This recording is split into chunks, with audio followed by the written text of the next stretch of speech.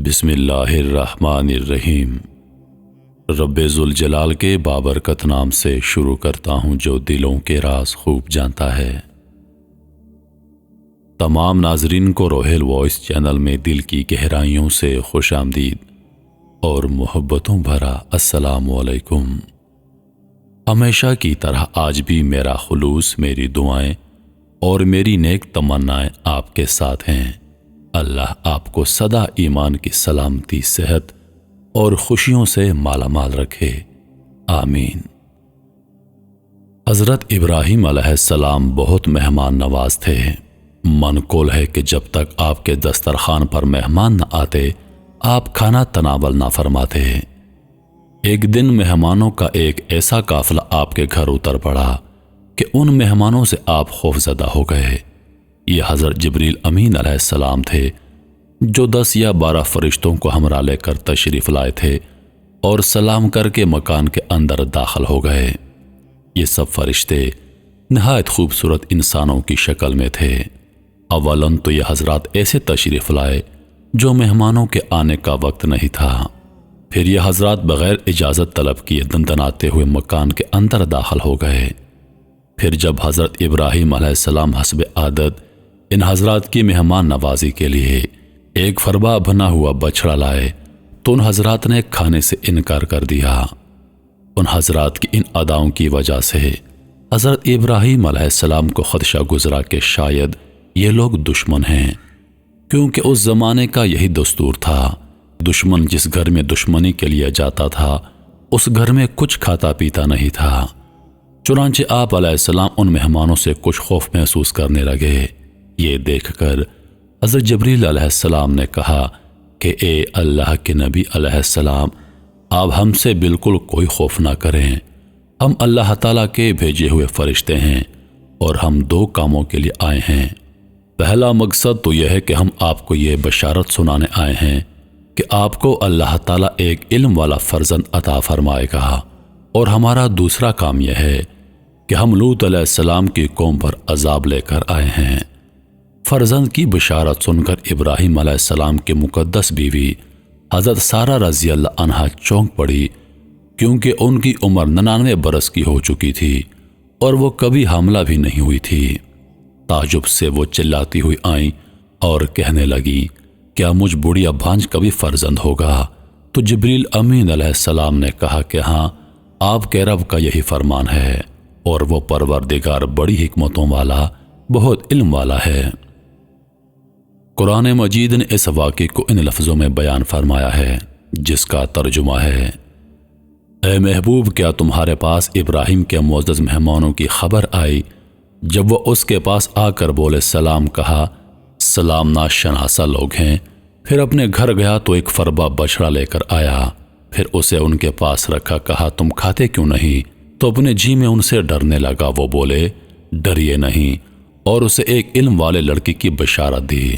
اس پر اس کی بیوی چلاتی آئی، پھر اپنا ماتھا ٹھونکا اور بولی، کیا بڑھیا بانج؟ انہوں نے کہا تمہارے رب نے یوں ہی فرما دیا ہے، اور وہی حکیم و دانا ہے۔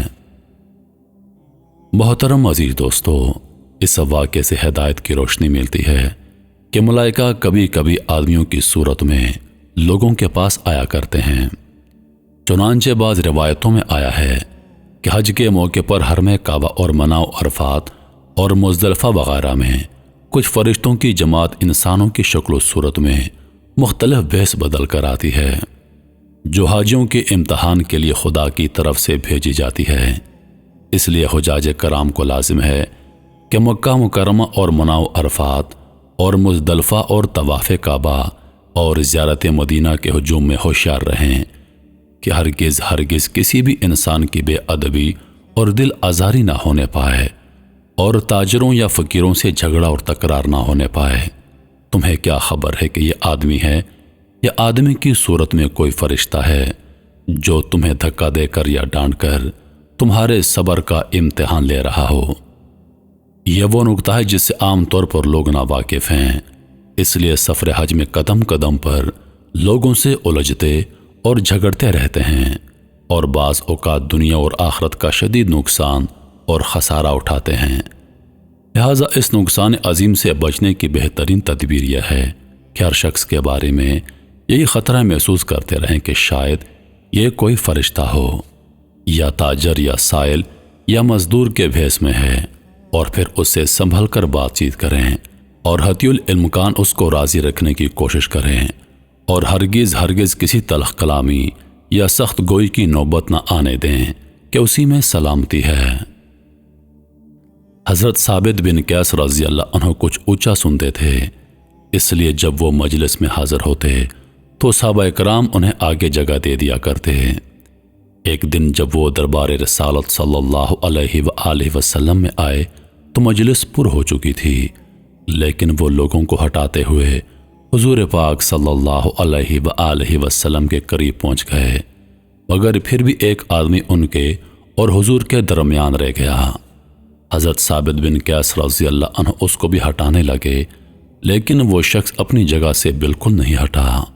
تو حضرت ثابت بن قیس رضی اللہ عنہ نے غصے میں بھر کر پوچھا کہ تم کون ہو؟ اس نے کہا میں فلاں آدمی ہوں۔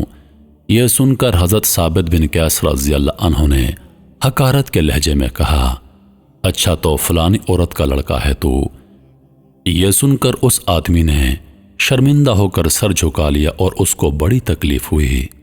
اور حضرت سحاق سے منقول ہے کہ قبیلہ بنی تمیم کے کچھ لوگ بہترین پوشاک پہن کر بصورت وفد بارگاہ نبوی صلی اللہ علیہ وآلہ وسلم میں آئے، اور جب ان لوگوں نے اصحاب صفا کے غریب مجلس مسلمانوں کو فرسودہ حال دیکھا تو ان کا مذاق اڑانے لگے۔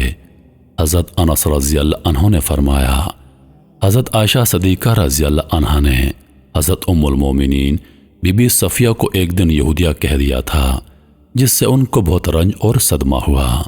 جب حضور علیہ الصلاۃ والسلام کو علم ہوا تو بی بی عائشہ صدیقہ رضی اللہ عنہا پر بہت ناراضگی اور خفگی کا اظہار فرمایا، اور بی بی صفیہ رضی اللہ عنہا کی دل جوئی کے لیے فرمایا کہ تم ایک نبی ہارون علیہ السلام کی اولاد میں سے ہو، اور تمہارے چچاؤں میں بھی ایک نبی موسیٰ علیہ السلام ہیں، اور تم ایک نبی کی بیوی بھی ہو، یعنی میری بیوی ہو۔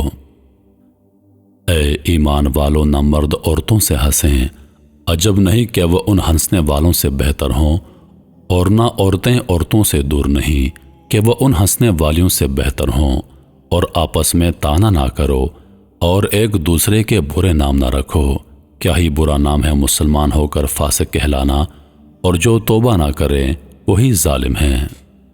قرآن کریم کی ان آیتوں کو بغور پڑھی اور عبرت حاصل کیجیے۔